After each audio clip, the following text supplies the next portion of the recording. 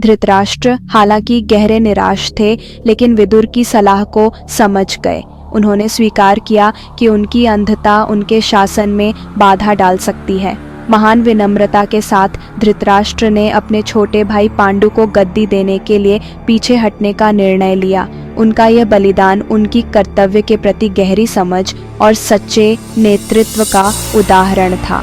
धृतराष्ट्र की स्वीकृति के साथ पांडु को हस्तिनापुर का राजा घोषित किया गया। प्रजा ने खुशी मनाई क्योंकि पांडु एक महान योद्धा थे जो अपनी बहादुरी और न्यायप्रियता के लिए जाने जाते थे। उनका राज्य अभिषेक हस्तिनापुर में एक नए युग की शुरुआत का प्रतीक था, जहां शक्ति, बुद्धि और धर्म राज्य के भविष्य का मार्गदर्शन करेंगे। पांडु का शासन न्याय और समृद्धि से भरा हुआ था।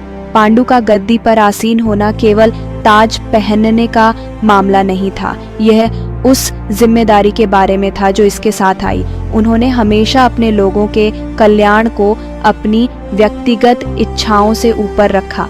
पांडु की कहानी हमें सिखाती है कि सच्चा नेतृत्व इस बात में नहीं है कि सिंहासन पर कौन बैठता है, बल्कि इस बात में है कि कौन ईमानदारी और समर्पण के साथ सेवा करता है। उनकी धरोहर आज भी प्रेरित करती है, हमें यह याद दिलाते हुए कि धर्म का मार्ग ही सबसे महान मार्ग है। शकुनी का पांडु के राजा बनने के बाद हस्तिनापुर में रहना गांधारी के प्रति उनकी गहरी चिंता का परिणाम था। गांधारी का विवाह हस्तिनापुर के अंधे राजकुमार धृतराष्ट्र से हुआ था और शकुनी को अपनी बहन की सुरक्षा की जिम्मेदारी का एहसास था। गांधारी ने अपने परिवार की इज्जत और गठबंधन के लिए बड़ा बलिदान दिया था और शकुनी चाहते थे कि उनकी बहन को सम्मान मिले।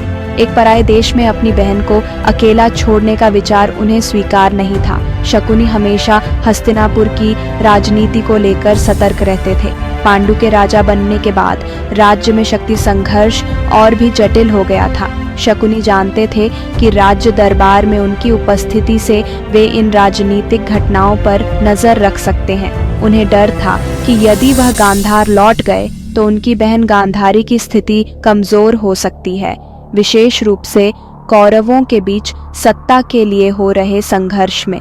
इस राजनीतिक माहौल पर अविश्वास के कारण उन्होंने गांधार वापस जाने का विचार त्याग दिया। आखिरकार शकुनी का हस्तिनापुर में रहने का निर्णय कर्तव्य, प्रेम और रणनीतिक सोच का मिश्रण था।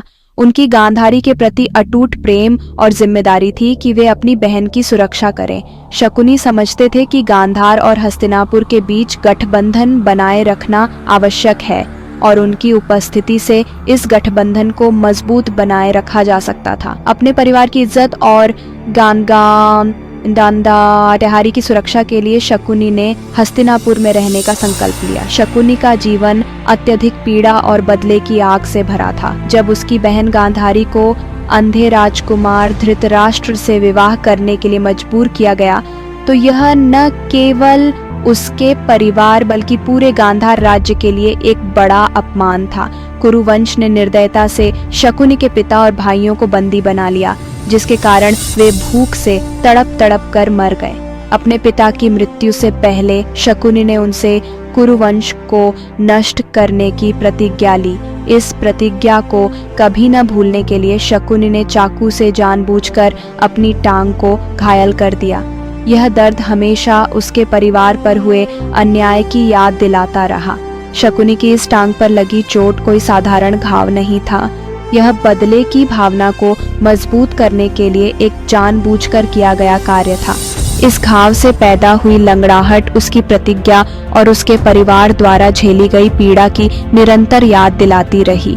हर दर्द भरा कदम उसे कुरुवंश को नष्ट करने के अपने संकल्प को और मजबूत करता गया। यह स्वयं द्वारा पैदा किया गया दर्द उसका मौन हथियार बन गया, जो उसे अपने शत्रुओं से बदला लेने के लिए प्रेरित करता रहा। शकुनी की लंगड़ाहट केवल एक शारीरिक विकलांगता नहीं थी, बल्कि उसके अटूट बदले के संकल्प का प्रतीक थी। Like, share, subscribe to the channel and thank you for watching. Stay tuned for more videos.